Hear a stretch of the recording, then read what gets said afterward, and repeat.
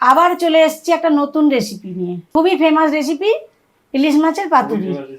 এর জন্য যা যা উপকরণ লাগছে একটু তোমাদের দেখিয়ে দিই। আমি বাজার থেকে কলাপাতা কিনে এনেছি। কলাপাতা কিনে এনে ধুয়ে একটু আগুনে সেঁকে নিয়েছি, তাহলে কি হবে, পাতুরি করতে গেলে কলাপাতাটা ফাটবে না। লাগছে সর্ষের তেল, হলুদ, কাঁচা লঙ্কা, সর্ষে বাটা, নুন, আর মাছ তো আমার রেডি করাই আছে। মাছে নুন হলুদ মাখিয়ে রাখলাম।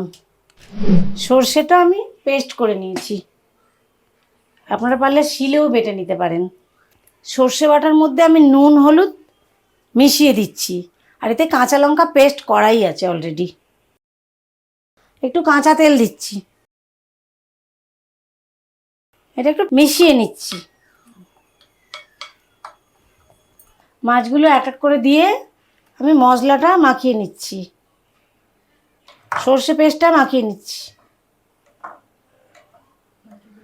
এবার পাতুরিগুলো রেডি করে নিচ্ছি।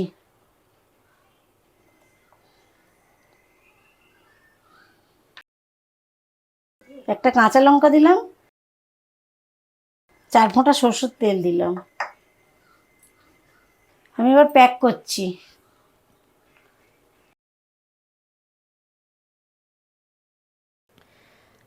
এবার এটা বেঁধে দিচ্ছি। আমাদের বাঁধা রেডি, এবার শুধু রান্না করার পালা। কড়া বসিয়ে দিলাম, এবার তেল দিচ্ছি।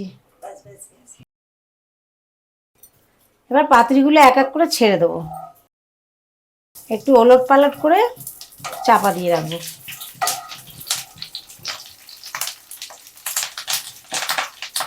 একটু লো ফ্লেমে খানিকক্ষণ ঢেকে রান্না করব।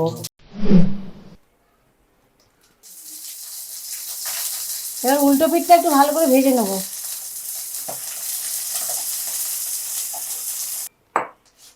পাতুরি রেডি, এবার নামিয়ে নেব।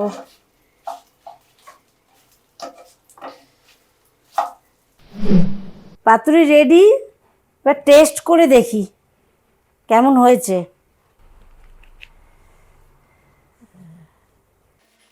দেখতে তো ভালোই হয়েছে।